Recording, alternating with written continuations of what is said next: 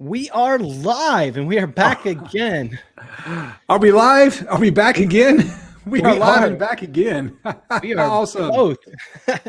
This is Toyd, of course, Nick with Toyd's DIY Audio, and we have Justin over here with DIY Audio Guy. We're super excited to be talking to you guys about this. This is going to be easy mistakes that are made. I tell you, an easy mistake is forgetting to set your clocks back. Did you set your clocks back? Yeah, I did. Did you? Everything's on a computer or a cell phone now, and so it all sets back automatically. And so other than the fact that it's dark and I have no idea what time it is and I'm exhausted, everything else is fine. Yeah, I actually saw this. What was it? This thing that said, don't forget your animals don't have clocks to set back, so remember to feed them like at normal times, and it's true. Oh, my man Robbie's here. I was just talking to him on the phone just and 25 hertz to life. There he is, man. What's up, guys? Good to see you guys. Guys, we're going to be talking about a giveaway later, so make sure you stay on. It's going to be pretty cool. I'm going to wait till a few more people get on before we talk about the giveaway, but there is going to be a really cool giveaway. It's going to be car audio related. So for you car guys, you guys are going to really like this. Hey, what's up, Josh? Let's go ahead and just kind of jump into this. We put a lot of thought in this, and we got so much stuff to talk about that there's no way we're going to get it through one episode. But these are kind of like the easiest mistakes that we see beginners making. And so, just I'm going to let you pick one, man. Which one do you want to start with? The thing is, it's have you ever heard of a thing called the Dunning-Kruger Effect? Are you familiar with the Dunning-Kruger Effect? I am, but why don't you explain it? So the Dunning-Kruger Effect is basically this situation where when you're new at something, you're so new at it that you don't know anything about it, and you walk around thinking you're an expert. And when I think about like me in high school and what I thought I knew about everything, cars, car audio, women, whatever, right? Whatever I thought I knew, I didn't know a darn thing. And so people who walk around and think they know stuff oftentimes don't know anything. And generally, the more confident you are in your knowledge level, the less actual knowledge you have. Is that a good summary of it, Nick? I know you probably studied it in school. Well, I did. Yeah, that's good enough. I mean, the whole thing is just getting the premise down. I think you got the good premise down. I know enough to not know much about it. So which one are you referring to in this particular case? Well, pretty much everything that we're going to talk about, because it's all stuff that you might think you know, and maybe you don't, and maybe you do know, and because the reason why you know is because you've been doing it long enough that you've got this figured out. So the first thing I want to talk about is power ratings, and specifically the importance of taking into account the size and the type of the enclosure you're using when you're thinking about your power ratings. Yeah, and I think also, so we're going to talk about the size and the enclosure, and we also want to talk about the difference between RMS and peak as well with these, because here's the deal. So RMS, let's just explain RMS first. RMS means basically your continuous power you're giving it. Peak is obviously what it sounds like. It's the peak power you're going to give it. So like maybe when your dynamics hit, things of that nature. It's not something you're going to be giving it a lot for a long period of time. So the type of box, whether you do sealed or ported, and the frequency at which you play it at actually changes the power rating, right? Right, exactly. There's several things that go into it, not the least of which is the size of the enclosure and how the size of the enclosure will impact how much power you can handle. And there's two things about power handling. One of them is just heat, right? How hot is the voice coil getting? And when you see a rating on a subwoofer, it's usually a thermal rating. When you see a rating on one of these inexpensive amplifiers, like these, right, they're great amps and I love them, but the power rating is a thermal rating. It's not how much actual power that the amplifier can put out. Oh, that's dusty. Well, and the subwoofer is typically a thermal rating too. It's not actually what it is when it's put in whatever enclosure you get. And JVTC Audio actually says this question. He said, hey, as long as you give the power at the RMS value of the sub, you'll always be good, right? Maybe. And this is maybe. And that's it, maybe, right? And the way I like to think about it, the RMS ratings on the amp and the RMS rating on the sub, home speakers, same thing, right? All the RMS rating does is give you a rough estimate of where you need to be. It doesn't mean you've got exactly what you need, which means that you can throw more power in some situations and less power in others. So like with a sealed box, go ahead, Nick. No, I was going to say, so what we typically assume is that a power rating looks like this. It's a very linear all the way across. So like if we were to look at a scale, right? I'm going to actually make this a little bigger. So if we were to look at a scale, we'd be thinking like it's linear all the way across, but it's not, right? It depends on the frequency we go up. So as we go lower in frequency, typically what happens if we're assuming no high passes or low passes on this thing, you're going to see your power rating like this and then go whoop. And eventually, especially ported, right? After your port tuning, your power handling goes off the charts and you can't. You have that backwards, your power handling. The amount of power you can handle drops. Yeah, sorry. Your power, yes. The amount of power you can push. Yes, you're right. What you're showing with your hand graphs is the amount of excursion the driver is going to do based on frequency. So as the frequency gets lower, as the frequency gets lower, that driver's got to pound more in order to make the noise, right? That's just how it works, non-technical version of how it works. And so as the frequency gets lower, the woofer's moving more. It's going to hit its X max. It might go beyond that and hit the mechanical limits of the driver. And so as you get lower, the less power you can actually handle. Or maybe is that the best way to think of it? I mean, it takes power to get it to move. But there are ways, luckily there's ways that we can take care of that, right? Or fix that now. Right. And it's especially important in a ported enclosure, because once you get below the tuning frequency of the ported enclosure, you basically start playing in free air. And that's where you're really going to, one, if you want to see a woofer moving in a subwoofer box a lot, that's when it's going to move a lot below the tuning frequency. Get about an octave below the tuning frequency, and that thing's going to move like crazy. But that's also where you're going to exceed the mechanical limits and actually damage the driver. So this is kind of an idea of what we're talking about. So this is the max power handling of a subwoofer, and this is a ported subwoofer. So this is a 15-inch powered subwoofer that's ported. And as you can tell, this is ported right around 18 hertz. After 18 hertz, your power handling drops significantly. So right here, we're about 800 watts. And then when we get to 10 hertz, we're at what? I mean, like 100 watts maybe? I mean, unfortunately, I don't know why my graph is going up to 10,000 watts, but it is for some reason. WinISD is the best way to do this, by the way. If you don't know, if you don't know what we're talking about, download WinISD. It's free. You can kind of start to see these things. And what you'll want to do when you go into WinISD, after you figure everything out, there's a couple things you can go to. You can go to maximum power, and you can also go to cone excursion. Either of those graphs will show you what you're talking about. This is what Justin was talking about. He was talking about the cone excursion one. And this one is with a high pass on it. So without a high pass, it would look different than this. But let's go and show you what it looks like with a high pass. So you can see that you got a nice little, it's not. When you say high pass, when you say high pass, you've got an infrasonic or a subsonic filter on this. Exactly. So if we did not have a subsonic filter, right after about 20 hertz, this would be going through the roof, and it would be passing your cone excursion. JV Taste the Audio has a comment here. An octave below 32 hertz is 16 hertz. So an octave is halving of the frequency.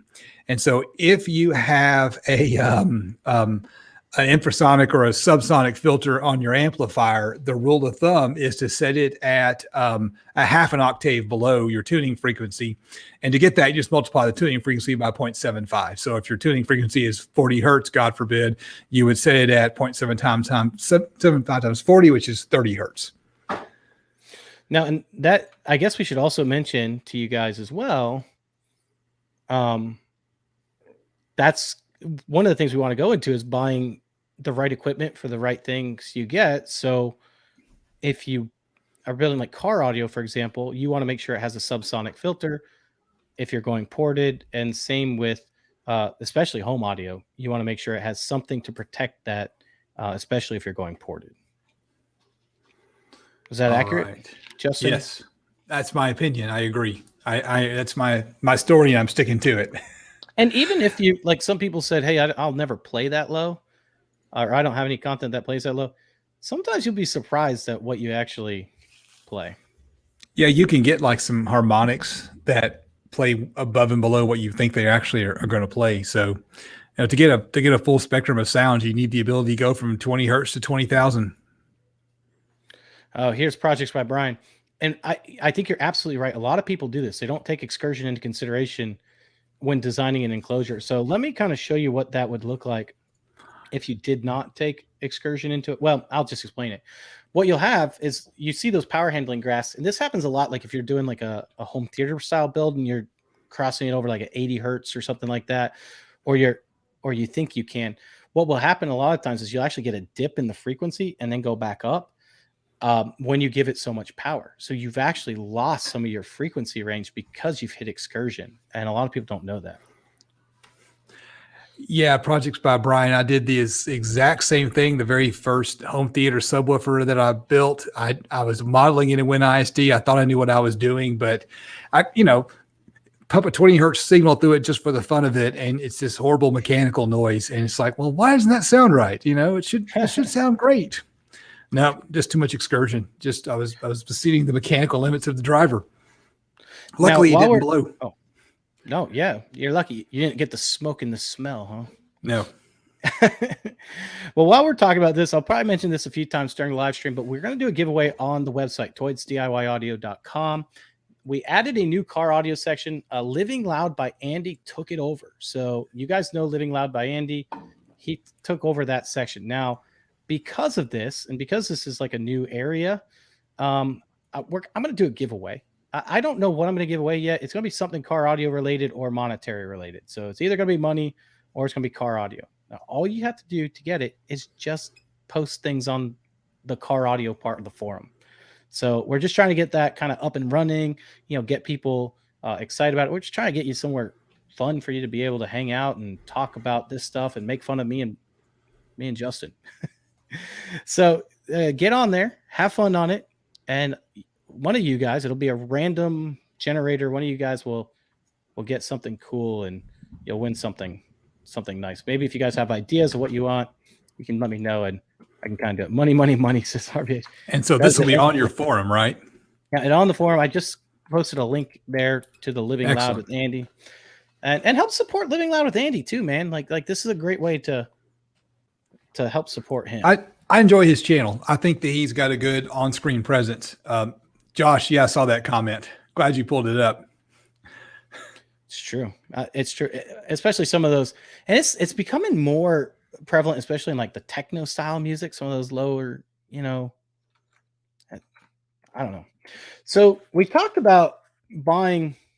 We started talking about the amplifier, making sure it has infrasonic on it or subsonic. And I think that kind of brings us to the point of buying your stuff in the right order, or at least thinking about what you want to do when you buy the stuff. What do you think about that? So, the discussion of what order should you upgrade your gear is not what I think we're talking about here. Correct me if I'm wrong. What we're talking about here is matching your gear, making sure that you've got the amplifier that will play at the impedance that you need it to play and the power that you need, home and car both. And I think that's what you're talking about here. It's not so much, should I buy subs first and then the head unit? No, it's make sure that when you pick out your subs, you already know what amp you want to go with, even if you're not going to buy them at the same time, so that you can match everything up properly. That's what you're talking about, right? Yeah, think about it ahead of time. So if you're going to buy subwoofers and you say, hey, I really want these subwoofers because I can port them down to 16 hertz or whatever, wherever you want to port them to, then you're going to want to think about, okay, if I buy an amplifier, which one has an infrasonic subwoofer, or am I going to go DSP, something right. that can protect it? Because the last thing you want to do is, buy that new subwoofer that you've been looking at, buy that nice amplifier you've been looking at, and then blow it up in a day. Or even if you're going to get a DSP, you can pick an amp that might not have all the extra bells and whistles, right? Yeah. Do you need crossovers on the amp if you got a DSP? Yeah, and I'll say one of the biggest mistakes in home audio that I see is people will buy their receiver first. And that's not necessarily a bad thing. However, more and more speakers nowadays, especially DIY, are 4-ohm, and that's good because it's cheaper to power them. Like it's a good thing. However, a lot of home theater amplifiers have not caught up to that. They're still 8 ohm stable. And so if you want to buy an 8 ohm amplifier, you need to make sure it has RCA pre-outs so you can run different amplifiers off it to power your speakers. Without those RCA pre-outs, you have to buy a whole new amplifier.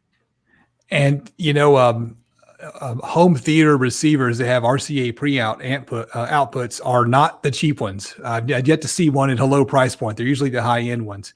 I've actually got a Denon. It's the second one that I've had, and I've had some lightning strikes. And every time a lightning strike would go out, I would lose an HDMI channel, just die on me.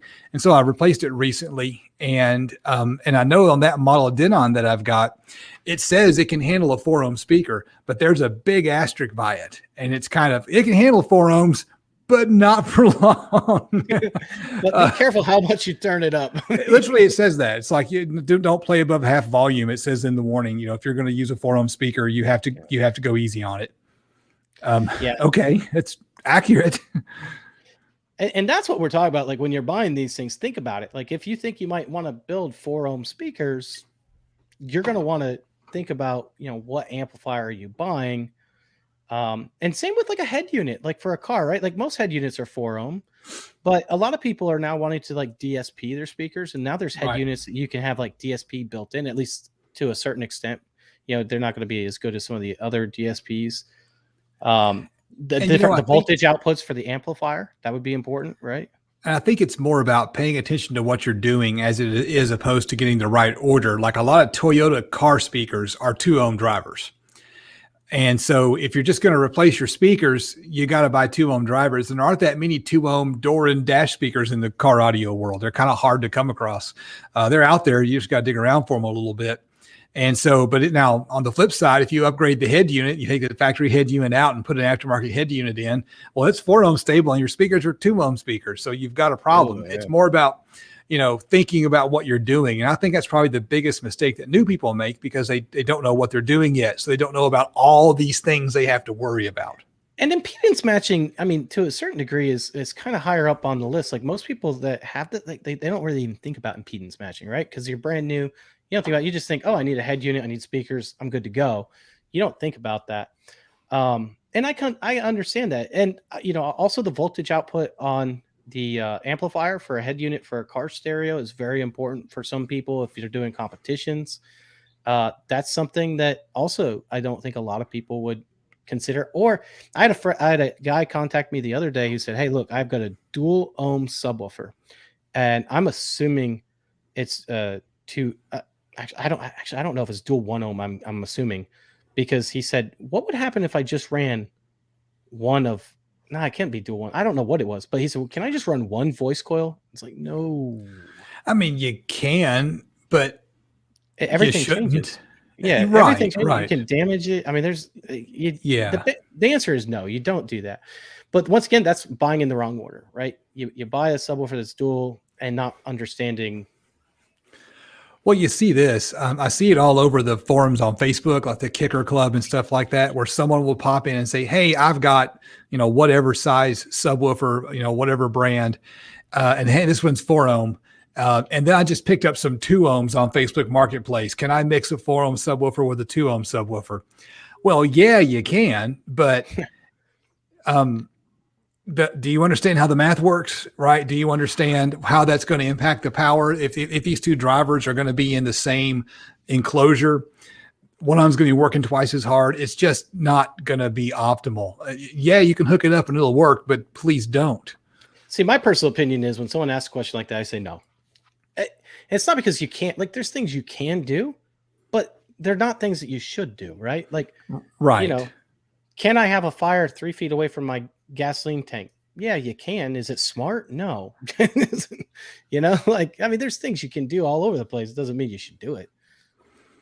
Right. All right. And the mismatching the impedance of your drivers, I think is one of them, because it's just not going to behave the way you want it to behave. You're not going to get the sound you want or the power you want.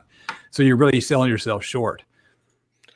Yeah. And I got to say too, one of the things that I would mention as well about this, well, actually, you know what? I'm going to skip that thought. I'm going to go to a different thought. I want to say, guys, thank you, first of all, because a lot of you guys gave some of this content that we're talking about on the forum. I posted it on the forum. You guys talked about it there. You also did it on the Sound Advice Facebook page, which is awesome too. So I just really appreciate you guys bringing some of this on there. Anytime you guys have stuff that you want us to talk about, we usually have it on the forum or on there so that you guys can throw some input on there, what we can talk about, because we're doing this for you guys. All right, let's talk about wiring, man. I know you got a lot to say about wiring, right? I've always got a lot to say about wiring. But before we do that, I want to talk about power just a little bit more, if that's okay. Man, no. And I want to talk about how much power tweeters actually use. So you're talking about power dissipation. That's what we call this. Right. And the way I like to think about it, as frequencies get higher, the amount that the cone has to move gets lower. And so you don't actually need a lot of energy to get sound out of your tweeters. And I think a lot of people don't understand that. They'll go and they'll say, hey, I'm going to get these tweeters and they're 50-watt tweeters. Let me put it with this 50-watt mid-bass, or this 200-watt tweeter with this 200-watt mid-bass. I don't think that's the best way to think about it. You're never going to send the full 200 watts to that tweeter because it doesn't need it. Yeah, and here's the deal. This is what we call power dissipation and speaker building. And I get this question actually asked a lot. They'll say, well, why did you only use like a 10 watt or 25 watt tweeter and you have a 100-watt woofer? And the way that, first of all, we got to understand that when we say that we're giving a speaker 50 watts, we're playing music, you're not giving it 50 watts continuous power. It's going up and down with frequency. Okay. So if you were to hook up like a meter to it that's showing you your power going off, you're going to see it go like 2 watts, 20 watts, 40 watts, 30. It's going to vary. It's going to be a variation depending on what's going on in the song. And so as your frequency goes up, you start using less and less and less power. And so we call that power dissipation. So for example, if you have like a 50 watts of power, the very highest frequency is getting like 0.001 watt. It's not getting like anything, where your woofer part that's playing the most of the music's playing about 40 of those watts, maybe even 45 of those watts, depending on where it's crossed over. There's a lot of variables in that, but it's playing almost all of your power. And so that's how you can get away with, such a smaller tweeter versus a woofer. It's also the reason why, and this is important too, people will say, hey, I have a 4-ohm subwoofer. I want to make it work on an 8-ohm, amplifier. Can I just put a 4-ohm resistor in front? And the answer is no, because you're giving it way too much power. I mean, there might be coming a time where you could do it, but it makes no sense for a lot of reasons. But the basic answer is no, you should not do that. Now, you could do it on a tweeter if you need to. And that's real common to put a tweeter, put a resistor in series with a tweeter in order to quieten it down when you're designing your crossover, right? I mean, that's a common thing to be done. And so if you apply the same concept to your subwoofer, you're basically going to be quietening down your subwoofer, and you're going to be burning off half the power you're sending to it as heat inside that resistor. So adding a resistor so you can impedance match to your amp doesn't make any sense at all. Talking about heat. So if I ran an amplifier 6 inches away from my power supply, and I'm only giving it, let's say 100 watts, I need what? 3-gauge wire, 8-gauge, 0-gauge. I mean, what do I need? Well, you mean like, okay, how thick of a power wire do you need, right? If you've got a car audio amp right next to your battery and they're just a couple of feet away, right? That's or maybe you're doing it like in home. So like maybe you've taken your car audio stuff, you don't need it, you want to do it in the garage. I mean, I still need like at least a 4-gauge or 0-gauge or something like that, right? So the standard method, and I've actually got, if you send an email to DIYaudioguy@gmail.com with the subject line wire, just wire in the subject, I've got an auto reply set up, and it will send you a spreadsheet that I built, a year and a half, 2 years ago, where you can just plug the numbers in. So as the wire gets longer, you need a thicker wire. Right. If you use CCA, you need an even thicker wire. And so if you've got a very short run of power wire, you can get away with a smaller gauge wire.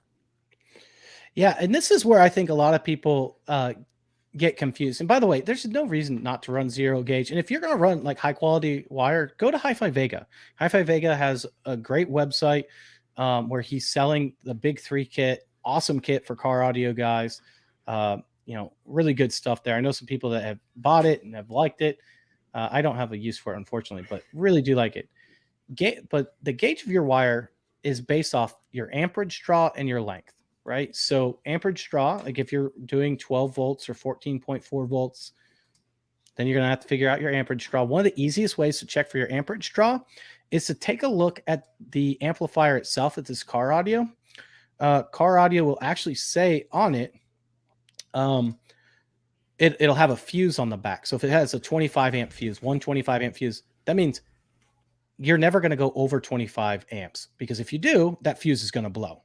So you can factor it in easy enough that look at your fuse on the back of your amplifier, factor it in 14.4 volts if you're in a car, times 25 times the length, and you can figure out what the least you should run. And obviously I would run something a little bigger than the least, but Dick, share my screen real quick. I'll show you my calculator real quick. I figured I talked about it. I want to just pull it up so you can see what it's all about. And I also added a little website you can go to as well, but let's check. Oh yeah, this is nice. Right. So basically what I've got here are everything in gray, something you can change, everything it's not, don't change. So let's say we had an amplifier that's 65% efficient, which is reasonable for most Class D amplifiers. And let's say you had 13.8 volts. So your car was on, but maybe you weren't charging very well, not a strong charging system. If you have a 300 watt amp, it's going to pull 33.4 amperes of current. And if you've got a 15-foot run of oxygen-free copper, 8-gauge wire, then you're fine. You have plenty of voltage drop. Your wire's plenty thick enough. That circular mils per amp, a mil would be a thousandth of an inch. And so a circular mil will be a circle that's a thousandth of an inch. And so you need a certain number of circular mils per amp, no matter how long your wire run is. So you can't just run like a 12-gauge speaker wire for your power wire. Even if it is a short run, you need something thicker than that. And so what you can do is just experiment with this and say, let's have 3,000 watts. And you see everything goes red and you have too much voltage drop, and you just don't have enough wire to carry the current. So that's how it works. And so what you can do is you can just pop in here and say, well, let's pop up to some 0-gauge wire and see if it works. So there you go. If you've got 3,000 watts of power, 0-gauge wire does the trick. Well, I also want to throw out there too, if your amplifier says it's got a 25 amp fuse and that's the only fuse it has on it, and it says it's 3,000 watts power, not happening. And that gets us kind of to the whole, don't believe everything that you hear, right? Or read from manufacturers for that matter. Which I think is important, because there's too many times you'll see, especially car audio, but it happens in home audio too. I'll tell you one of the reasons, one of the easiest ways it happens in home audio, but car audio, you see that with your car amplifier ratings, right? Like it'll give you a car amplifier rating that is insane, but then you look at it and it has like 1 15 amp fuse, and you're like, there's no way that does 1,000, because you can't, like, mathematically. I mean, what would be the volts for? You'd have 1,000 watts divided. Let's just say it was a 25 amp fuse. You'd have to give it 40 volts at 100% efficiency. Right. That's not happening in a car. No, not happening. Not happening. With home audio, that's one way I think you can help keep manufacturers with home audio power ratings. I mean, I think home audio companies are just as bad about lying. I'll pick on this little Dayton Audio amp. I forget what the power rating is on this thing, but it doesn't do everything they say it will do. I haven't tested it. I'd like to test it. That'd be a fun thing to try. But these little amplifiers, again, the specs they give you are heat ratings. They're not the actual power rating you're going to get when you hook it up to speakers and play music.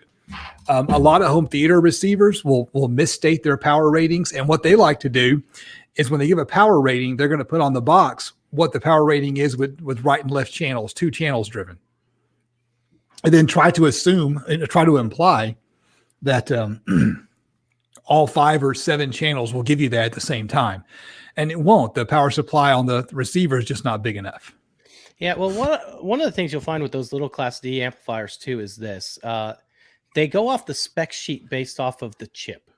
So whatever chip it's using. So if it's using Texas Instruments chip, or if it's using, it doesn't matter. Whatever chip it's using. I mean, there's a ton out there now that use it. Most of them are Texas Instruments.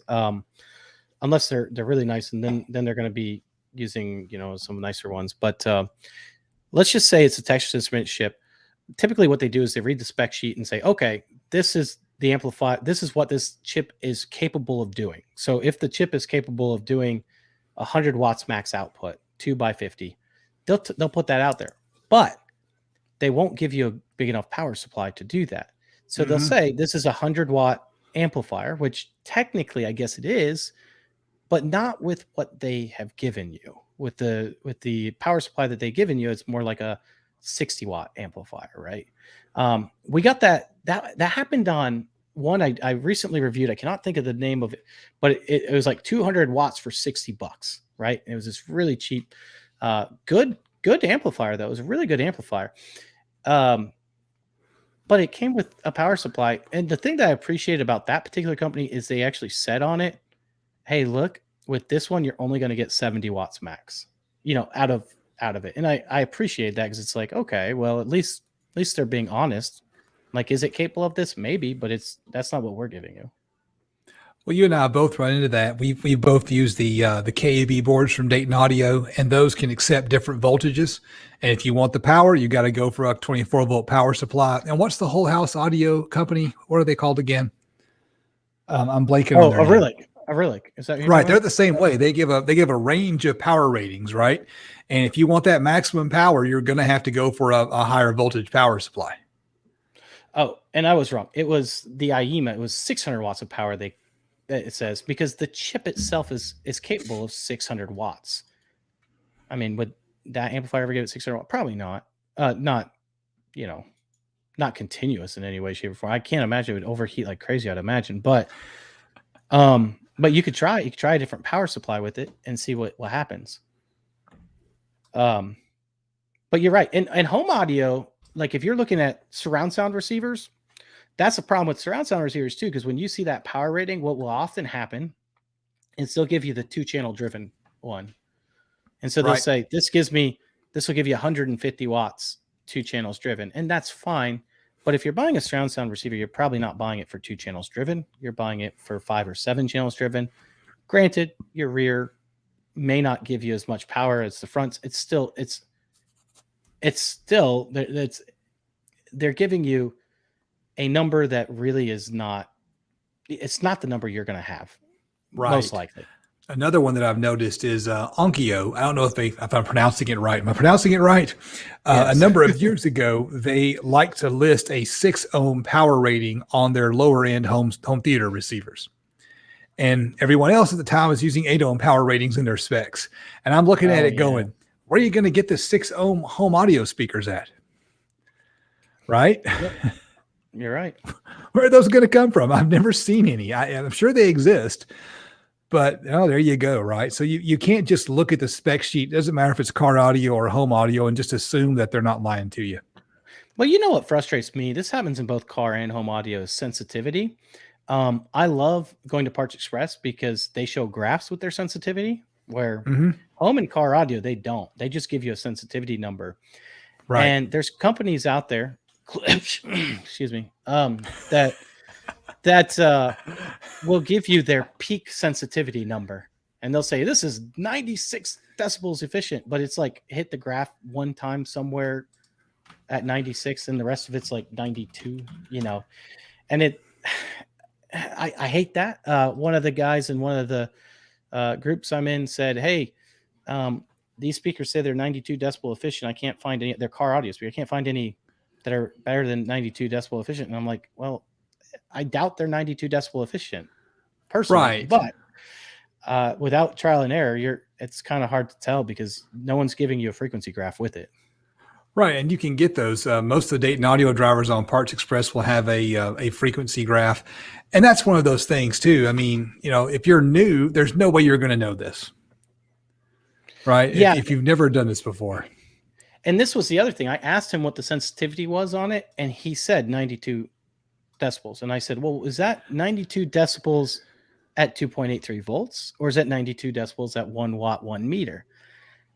And that's also gets confusing, right? Because a lot of people will give whatever one looks better for their speaker. They're like, oh, and you need to know that too. I I prefer 2.83 volts, even though Dev Null hates it, because I know at 2.83 volts, it's playing 2.83 volts, right? Like it's not playing 1 watt. Yeah, although you'll get double the wattage on a 4-ohm speaker at 2.83 volts, right? Nick, share my screen. I'll show you what I think that's what you're talking about. So this is I'm sorry, I said that the wrong way, but yes, I actually like 1 watt better than 2.83 volts. Right. This is what you mean by the frequency response. So down here on the bottom of the screen, there's a graph. This is a frequency response. It's a 4-inch full range driver from Dayton Audio. And Nick, what you're talking about is like right in here in the middle, this thing is somewhere between around 85, 86 decibels of sensitivity over most of its life. But way over here at the top of the frequency, there's this one kind of oddball peak, which won't sound good because it's not going to sound flat, right?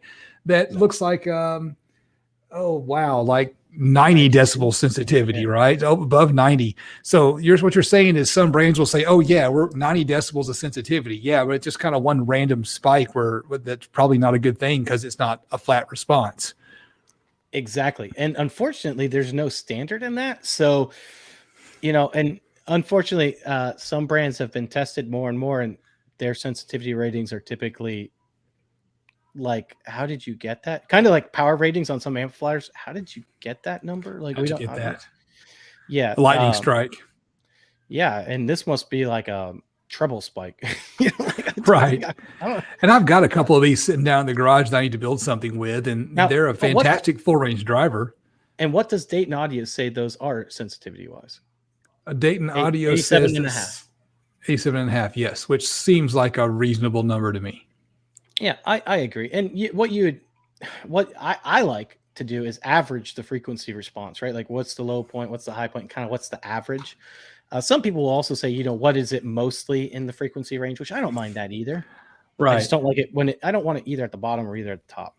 Well, if you wanted to make a crossover network, compare this with a tweeter, something like a real small silk tone tweeter would work well with this. And so what if it has that one spike at 95 decibels? Now it's a problem because you got to build your crossover to shut that thing up. Yeah. Yeah. Oh, or you're going to EQ it down if it's an already built speaker, right? Right.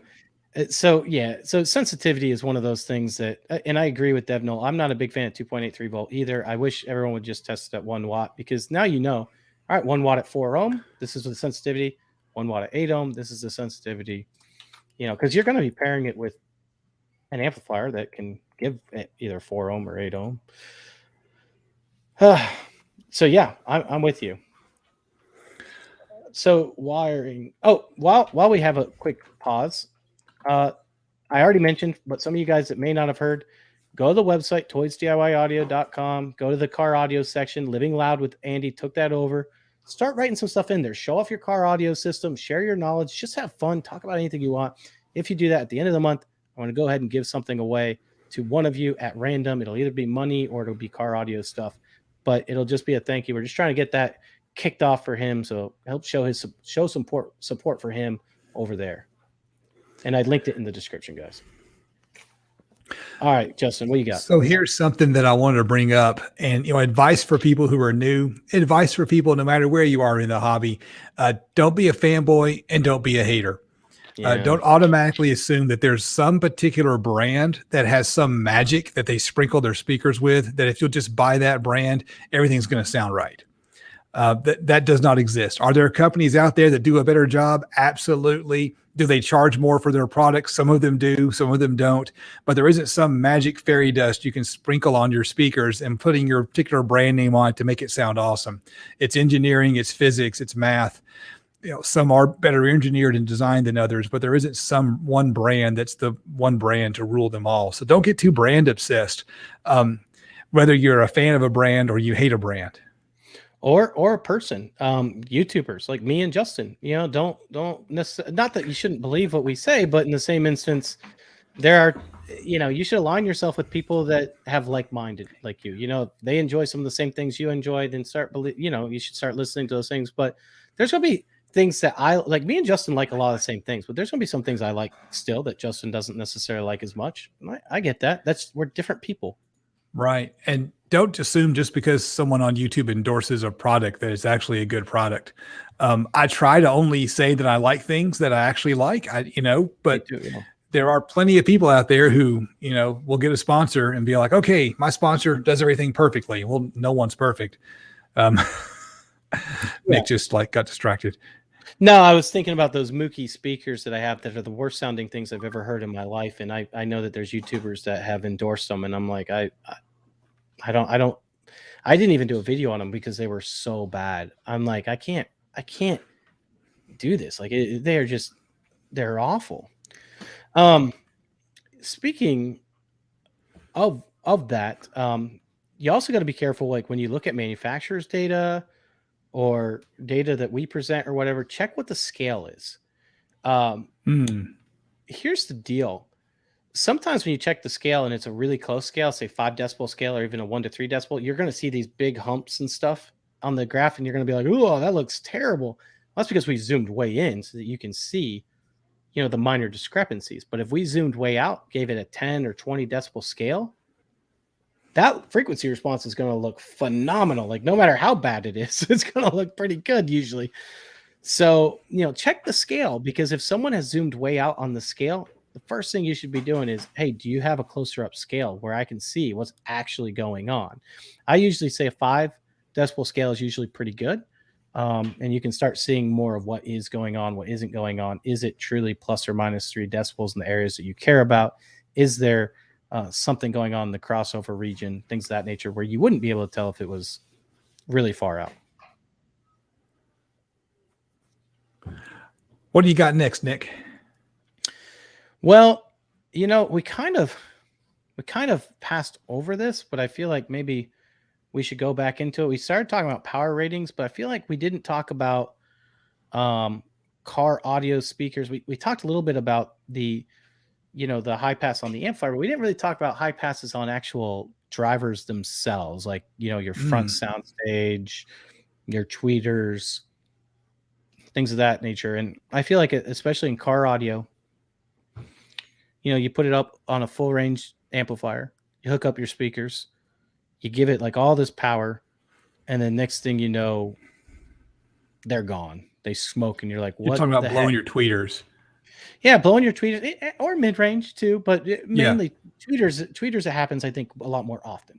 So you need a crossover, or maybe you just need to put a capacitor in series with that tweeter, because if you don't, that tweeter, what's going to blow a tweeter is going to be power at a lower frequency than the tweeter can handle, which is really the same thing that it's going to blow most anything. So the problem with a tweeter is that if a low frequency gets sent to it, it's going to go up in smoke. You're going to pop it. And I think that's what you're talking about. You've got to actually put a crossover of some type on your tweeter, on your mid bass. A crossover on the mid bass keeps the low frequencies out of the mid bass, keeps it from sounding muddy. And so that's important. Now, one thing I think is kind of cool. You blew a 6x9. That happens. You can blow anything, right? And you can smoke any speaker. I've got in my truck right now some air motion transformer tweeters, and these are these neat little things that have like an accordion diaphragm in them that flexes back and forth, and those are really really fragile. Apparently, at a low enough frequency, it'll actually present a dead short to the amplifier. So if you were to run, a 50 hertz signal through them, the amplifier would see it as a dead short, and hopefully your amp would go into protect or pop a fuse. And so sometimes you can ruin your amplifier if you don't have the proper frequency crossover network on your speakers. Yeah, and I would say the other thing that you can ruin your amplifier, just get a piezo, right? Just get a piezo tweeter. You're good. Please don't. Just get a piezo. No. Now, don't buy a piezo, don't. even though you probably won't blow it. Don't buy a piezo tweeter. But no, there is a good point to this. Like you need to pay attention to what you're crossing it over at. And there are some basic online calculators. We're going to talk about why not to trust online calculators here in a minute. But there's at least some basic ones that can at least give you a good decent capacitor value size based on the impedance of the tweeter that will protect it. And you need to know, the different slopes, which a lot of people don't know, right? So if you're just doing like one capacitor in there, that's a 6 decibel slope, which means 6 decibels per octave, right? So if you start crossing this over at 1000 hertz, it means it's only 6 decibels down at 500 hertz. That's not going to protect your tweeter. You're going to need to go, much higher, 4000, 5000. Second order, 12 decibels. You can cross over a little bit lower. Third order, 18. Fourth order, 24. So once again, then you can cross over lower on that. Now, the other way is DSP it. You can DSP it out. You can usually put some type of fourth order high pass on there, which usually fourth order is about what most people put on at the maximum level. So, so keep that in mind. If you're blowing your tweeter, it's probably not necessarily a problem with the tweeter. It's because what we talked about earlier, power dissipation, that tweeter wasn't designed to put 10 watts and 500 hertz, at it, or 40 watts at 200 hertz. It's just not designed for that. Yep. Other things we should think about when wiring up. What is this? Common tweeter cutoff is 2.2 microfarad. 3. I don't know what the 3 means. Maybe it means between 3.3 or 4.7. Yeah, and I mean that's the thing. Like, those are common, and know your tweeter. Some tweeters can handle more than others. I do like also some home audio tweeters, and well, I shouldn't say some tweeters from Parts Express that people use mainly for home audio and car audio, because I think they handle a lot more power. You can usually get away with a little bit more in them. You're going to pay a little bit more, but they're good. Make tweeters into subs. Yep. I've heard a lot of tweeters putting bass through them, and you're like, oh, stop.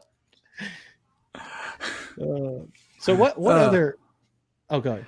If you're thinking about kind of car audio and how to hook things up right and hook things up wrong, we talk about having the proper size power wire. One of the biggest beginner mistakes is to just not know how to get your power wire from your battery back to your amplifier. And so people tend to run wires through door jams. Please don't run a wire through a door jam. Nobody in the chat has ever done that before, I'm sure. I did it once a long time ago and didn't know any better. And I was in a hurry and was like, I'll just run it through a door jam and I'll fix it next weekend. And next weekend never came and things went wrong. And so, be careful where you're running those power wires. Don't run wire through the door jam. Make sure you have a fuse on it. Make sure you've got a proper ground. Go through the trouble of drilling a hole in the body of the car, somewhere in the trunk or whatever, and make sure it's got a good connection back to ground. Just the body of the car, not your body. Right. I've done Jingle that a few times. I'm like, whoops. Jingle Nuts said you can use home audio drivers in car or vice versa. Absolutely, you can. Yeah. People seem to think that there's something different about a car driver and a home driver. There's really not. They might, a driver is just a set of teal small parameters. That's all it is. Yeah, I mean, some of them are designed to do things differently. So as long as what you want. But we should talk. I do want to talk before we go. I want to talk a little bit about pre-made crossovers and online calculators. So let me talk about pre-made crossovers first. I don't care if you start off with pre-made crossovers, first of all. Some people will urge against that. I'm not. If you want to get started, you want to try it out. It's not going to be your best crossover for sure, but it's going to protect your drivers. It's going to let you kind of learn some things. And that's the important thing is learning. However, the biggest thing that I see is that people don't put an LPAD with it. So when they get done, they're like, man, they're really bright. And you need to learn what an LPAD is. An LPAD basically just attenuates the tweeter. That's all it does. So if you're going to buy a pre-made crossover, you're going to want to look at the sensitivity of the speakers. You're going to want to go find an online calculator or download XSIM, and figure out what values you want for those resistors. And you're going to want to put at least one resistor on the tweeter. Otherwise, your tweeter is going to be entirely too loud. Right. And that kind of extends to the car audio stuff. Oh, GRS. I love those. I did too. I mean, GRS is a good value on a lot of things, actually. Yeah. That if you just 12-inch sub is not bad. Or 10-inch. Yeah. I mean, if you just want something cheap, and there you go. That's the best value drivers out there for the money. If you're looking for a cheap one, that's the way to go. Dude, I want to just say this real quick before you do it, because I use 4 of those 10-inch in an isobaric configuration. I think it was 10-inch. And I got like the performance SPL that you'd get out of an 18-inch Ultimax for $100. You know, like, I mean, it's actually $80 in drivers. Now, granted, I still have Right. an amplifier, right? Like I still had to buy, but it used the SPA 250. So it just used a 250 watt. Yeah. It's cool. And it was shaking the house. I put a video out there. What did I call it? The Oh ISO yeah, 100. I remember the video. Yeah, I actually saw it pop up in my news feed today. Oh really? ISO Yeah, 100? yeah. I was on YouTube for a minute and it popped up in my recommended feed today. It's excellent. I mean, for GR, I mean that's the thing. Like Omega Earthquake, ISO 100 mega. Yeah, that thing was cool, man. I still have. I actually don't have it hooked up right now, but I'm gonna hook it up in my living room because. Well, that goes back to the don't be a fanboy and don't be a hater kind of concept. I mean, for the money, you really can't beat that cheap driver. Is it the world's greatest driver? No. Does JL Audio make better subwoofers? Well, absolutely they do. But a JL Audio subwoofer is $8,000, right? I mean, it's and would an Ultimax 18 sound better than 4 of those? Yeah, of course. But I also spent $100 versus like $700, right? Right. So I mean, because I have to buy the amplifier and I have to buy the subwoofers, and those usually use professional. So you're looking at $200 or $300 for the amplifier. Right. On top of that. So, all right. What did you want to say? Did you want to say something about online calculators, or what did you want to say about car audio? You want to talk about online calculators. You keep going back to online calculators. No, well, what did you want? You said something Well, about... the main thing was, hooking things up correctly when you run the power wire, the power and the grounds, right? That's the main thing. The online calculators, I'm not a big fan of online calculators. I'd rather do the math myself. Just because... So I don't care about online calculators, but if you care about sound quality, then you don't want to use online calculators for box design. Is what I'm talking about, box design. Right. I'd rather do the math myself and model it myself in WinISD. I downloaded HornResp the other day, so I'm going to play with that a little bit, see if I can figure out how to make that work. But do the math yourself. Yeah, and I'm going to say there's 2 things that I don't think people pay attention to when they build their own box, especially if you're a beginner, never done it before. And the 2 things are port velocity and port resonance. Mm-hmm. So if you download WinISD, which I think anyone should do if you're going to design a box, design the box, get the tuning frequency you want, give it the power. You have to go in WinISD. You have to actually go to your signal tab? I'm sorry. And you put your system input power in. So you put like 500 watts, 800 watts, 1,000 watts, whatever. And then you take a look at your port velocity based on the port size, and you can adjust it however you want. And you'll be surprised because you want to keep that around 17 meters a second flared. What do you say? Around 24, 30? The rule of thumb for a flared is you can double that if you've got the proper flare, which that's flared on both ends, by the way. Yes. Flared on both ends. Now I how important is that 17 meters per second number? I don't know. It depends what you're trying to do. If you really, really want to make a sound quality sub and you've got to make sure that sound is just right, you want to stick to it.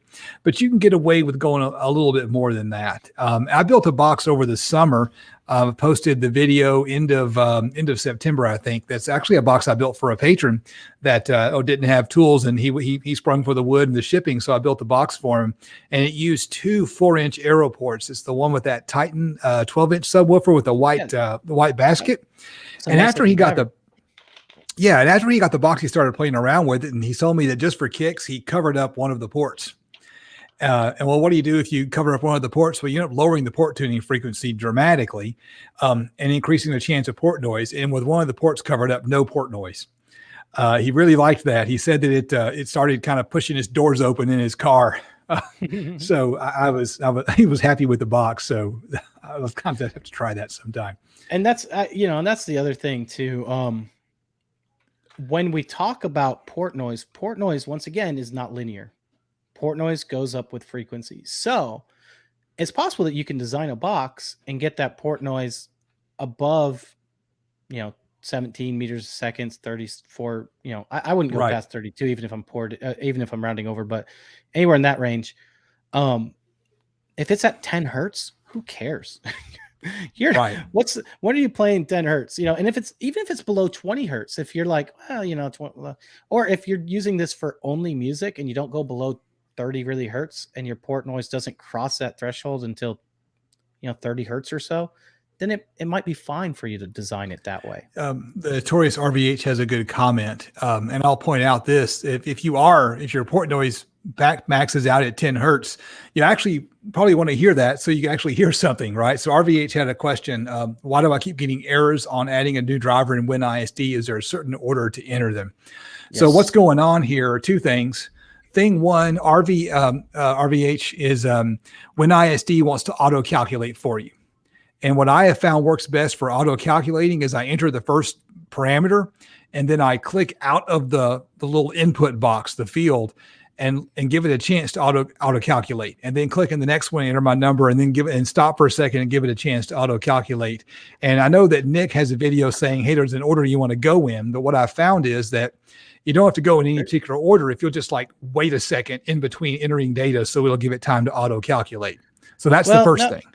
Well, there is, if you do some in the wrong order, it will mess it up. But typically you'll want to follow that order. If you just follow that order, it's very easy. You basically just start at CMS, go all the way down, and then fill in your Q data at the end. But I posted the link down there for you guys. But yeah, you're right. You do want to give it time to auto-calculate too, because you don't want to, if it's auto-calculated, don't input anything in there because it'll give you an error. And the other thing is sometimes the specs are just wrong. Yep. And sometimes it's just rounding error. And I have found that it will still do a decent job of modeling the woofer, even though you have errors. But let's know your thoughts on that, Nick. No, I mean, it is what it is. I mean, I actually want to talk about first port resonance before we run out of time. So I'm going to talk about that real quick. All right. I'm just going to change the damn subject, talk the whole lot I want to talk about. I'm just going to skip that. I think we've done it. In WinISD, if you go to vents, there's something in the vent port tuning where you got first port resonance. The bigger the port, the lower your first port resonance. Okay. Now, why is that important? Because you want to be an octave above your first port resonance, then you're going to cross over. So if you build a subwoofer, for example, and this once again for sound quality, and you're building this massive home theater subwoofer and you want to cross it over at 80 hertz, your first port resonance, you don't want any lower than 160 hertz. All right. If you have it lower than 160 hertz, you will hear it through the port. That's what first port resonance, it's resonance that you hear out the port. You don't want that, period.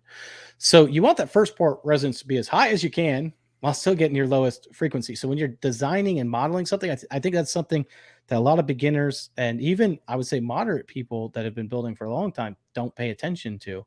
And that's something I think you really need to pay attention to when you're modeling a subwoofer. So that's something that's been on my mind lately. There's this rule of thumb floating around that says that you need a certain size, port opening, square inches of port area per cubic foot of enclosure. You see this on some car audio subwoofer manufacturer websites. You see a few YouTubers talking about it. Something like 16 square inches per cubic foot or 20 square inches per cubic foot or something in that. And I have been scouring the internet trying to find like an actual scientific source reference explaining what that number should be. And what I'm hearing you say is that if you make it too big, you're going to have a port resonance problem. You'll be able to hear the port resonance, right? Too big and too long. Okay. Because as it gets bigger, you got to make it longer. Right. And so the way I think about it, the lower bound on how big your port opening should be is entirely based on the port airspeed velocity. Right. But what you're trying to accomplish, right? Because if you're doing just port airspeed velocity and not paying attention to port resonance, then you're going to you might have an error there, right? Because you created the port so big and long that now your first port resonance 80 hertz. Right. So you need to kind of like. You need to vary it, right? It's like, well, that's the boundary, right? Go ahead. Right. That's the boundary, right? You want to keep it. You want to keep it in between that spot. That's where the magic spot is. Not so big you get an audible point resonance, and not so small that you have chuffing. Yeah, and you might end up having to make sacrifices sometimes, right? Like you might have to decide, okay, I might get some first airport air resonance, but I'm not going to get chuffing, or I might get some chuffing, but it's only below, like it's at 22 hertz and below, so I'm not concerned about that. That's always the thing with whenever you're doing DIY, right? You have to give and take with what you get, and sometimes some subwoofers you have to do that, but that's why, like, just because it says it can tune to a certain frequency doesn't mean it can do it well. Right? Right. Like you might have a port that's like 3 feet right. long, by like 3 feet by 3 feet. Right. That's when you got to get a passive radiator. Yeah. Those little 4-inch by Cartesian I did, they're awesome, but they really need a passive radiator. I mean, if you want to tune it low, the port just gets too long, and then you have a problem with the first port resonance, and it's just like, nah, I need a passive radiator for those. All right, Nick, I'm looking at the time. We're at an hour. We usually try to go for at least an hour. Is there anything on our list that you want to make sure we talk about before we wrap it up? No, I think we actually talked a lot more than I thought we were going to, which is great. I do want to just mention one last time for those that you have joined us, go on the Toyd's DIY Audio, the website at the car audio section. Start posting some stuff, creating a topic, do whatever you want. At the end of the month, I will pick a winner at random, and I will send you something, whether it be money or whether it be car audio related. I don't know, but it'll be something. It'll be something you'll like it. And the biggest thing is just support Living Loud with Andy. That's Living Loud with Andy took that over. It's his thing. Help support him. I'll be on there as well. Awesome. Well, Nick, what have you got coming up? What's your next video going to be? Well, I had some family emergencies this week, so I didn't get the video out last week like I wanted to. So that same video with the guitar thing we talked about, I don't need to tell everyone in the world, but there were some things that I could not, unfortunately, there's no way for me to have known that was going to happen. But so we're going to go ahead and get that out. I'm going to be working all night tonight to be editing 2 or 3 videos. I have this new SMSL DAC, the DO200. Dude, this thing is awesome. I really love it. I like DACs. Always like DACs, but this is like a step above. This is the best DAC that I've ever used, and that's high praise. So I usually give away most of the stuff that I get, but I'm not giving this away. I'm keeping it. Man. So real quick, there's a question in the chat by a SJC audio guy. Right, 14.4 volt talk on Fridays with Andy and the Rolling Thunder show. But the SJC audio guy had a question that I really think I want to know your thoughts on it. And so if the port is too big, does that mean there's no air pressure behind the subwoofer? Am I wrong? And I've been wondering about that. And my take on it is that as the port opening gets bigger, the port gets longer, which means there's more air mass inside the port, which means it's heavier. And so this whole there's no pressure behind the sub thing doesn't seem to make any sense to me. What do you think, Nick? No, I mean, you're still going to get just as much pressure. I mean, doesn't matter, right? Like, I mean, doesn't matter if you have an air tank, like a pancake air compressor, or a huge air compressor, you're still getting pressure from the air compressor, right? I mean, it's still going to compress it. It's still going to be giving you pressure. I don't understand. So 120 PSI from a small air compressor is the same as 120 PSI from a large air compressor. The size of the tank doesn't matter. Now, it's true that if you get too big of a box, you can start losing that. And you'll see that like when you put it in WinISD, right? Like when you put it in WinISD, you can see that with your cone excursion. So you should be checking your cone excursion when you create those box designs. So there could be that, but I'm not sure if that's what he's talking about or what exactly he means there. Well, this is also a good point to say you need to brace a big box, or really any box, right, especially for a subwoofer. Well, there's this rule of thumb floating around this, right, and I've seen it before. And it says a sub will unload, and that's based off frequency and based off of the box itself. Okay, let me see if I can clarify. So again, I've seen people say this on the forums, and I've never really understood why they're getting this idea from, because I don't think it's right. Let's say you've got a 3-inch round port, and you've sized it the appropriate length for whatever tuning frequency you're going for. And the idea is, because it's such a small port, there'll be plenty of back pressure behind the subwoofer. But if you come in there and replace it with a 12-inch port, that you lose all that back pressure. Well, once again, you're going to see that in your cone excursion if that becomes an issue. But that's if you're keeping the same size box and you're changing just the port, all you're doing is removing the amount of velocity that's going out, right? You're still moving the same amount of air. Well, and if you make the port cross section bigger to maintain the tuning frequency, you got to make the port longer. Right. So right. So the only difference is how much air you're moving out. It'd be like all right, it'd be like you're running water to your garden and you put it through a 3-inch hose. Well, if it's beginning with, you're only going to get as much water as that can go through that 3-inch opening, right? Right. Now, if you can only push an inch worth of water out of there, then it's going to trickle out, right? Versus, all right. The Notorious RVH has a clarification. If you'll click on his comment, port area turns into infinite baffle at some point. It has to, right? I'm saying no, it doesn't, because when you make the port larger in cross-sectional area, you got to make the port longer to get your tuning frequency. And so no, it doesn't. I mean, I'm sure if it goes to, if you've got a port that's 3 times as big as your subs, maybe so, but not for any reasonable port size, in my opinion. Yeah. I mean, if you can put them in free air and make an infinite baffle or something if you want, but I don't know. I'm not sure I understand what. I mean, obviously, if you put a 12-inch port and a 12 by 12 box and you didn't change the port tuning, then you're probably going to have problems unloading it. But once again, that's because you changed the port tuning frequency, so everything else has changed too. Right. If you make the port opening larger without adjusting the length of the port, you're changing the port tuning frequency, and that's what's going to cause it to unload. That's going to cause issues no matter what. Yeah. Right. But if you properly size the port and tune it, I don't think it matters how big the port opening is. Yeah, and Scott Buey says the same thing. Hey, WinISD is going to let you know if you messed it up, as long as you know what to look at, Scott. I'm going to do some testing on that. I'm going to have to order some of those cool precision ports from Parts Express and build an enclosure and just swap out a bunch of different ports and just show how it works.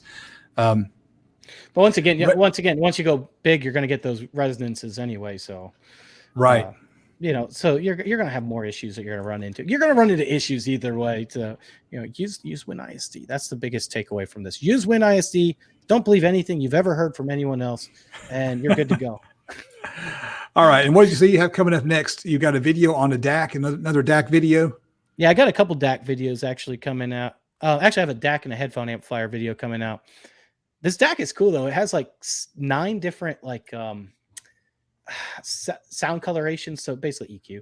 But cool. I have one of the sound colorations, and it makes it sound like a tube amplifier, and it does. And it's hooked up to my headphone amplifier right now. It's awesome. It's really cool. Cool. I love it. I'm like, dang, this is cool, man. So I have that coming out. I have the guitar amplifier video coming out. I don't know. What do you have, man? I'm excited to see what you have. I don't have anything on deck at the moment. I'm kind of limited, and I'm going to have to only do builds for a little while longer that don't require any heavy lifting. I do have some product that has been sent to me by a retailer that wanted to show off some of their own 25 hertz to life is funny. Very good. Very punny. DAC Goose. That's great. Has sent me some product to test. And so I'm going to be doing a review. Hopefully it'll be up on Sunday of some budget subwoofers and see how that sounds. And I've also ordered some toys to play with that we can kind of hopefully make some videos of and show off some tricks. And there's just some stuff that people use in videos a lot that people haven't done a good job of explaining how the tools work, that I hope to spend a little bit of time making some more technical videos on how AC current works and how different measurement tools pick that up. Yeah, and I'll say this too. Some of you guys asked what's going to be on the next Sound Advice. Go ahead and go to the Facebook page. We have a Sound Advice Facebook page. Go to Toyd's DIY Audio. We will have it listed on there, and you guys can give input on there. So give input. Oh yeah, you don't mind that. Yeah. I will. Will you be demoing John Denver's songs on your amplifier? I will not. I don't mind John Denver. I just can't. Right. YouTube would smack you so hard if you tried that. They'd get mad at you. I mean, I'll listen to just about anything, but YouTube would be like, "You're out of here. Hit the road, Jack." Actually, they probably would call me Jack too, because they just get it confused. They're like, "I don't know who you are, Nick." All right, guys. All right. Head over to the Car Audio Forum, DiysDIYaudio.com. Write some stuff down. Enter for a chance to win something cool. I don't know what it is. If you guys have ideas, throw it on there. Throw it in the thing. I'll figure it out. It'll be something you want. It'll be something you like. That I will say for sure. All right, guys. This is Toyd's DIY Audio, and I'm out. And I will see you on the next adventure. You over here. I'm not pointing at the camera. See you guys. All right.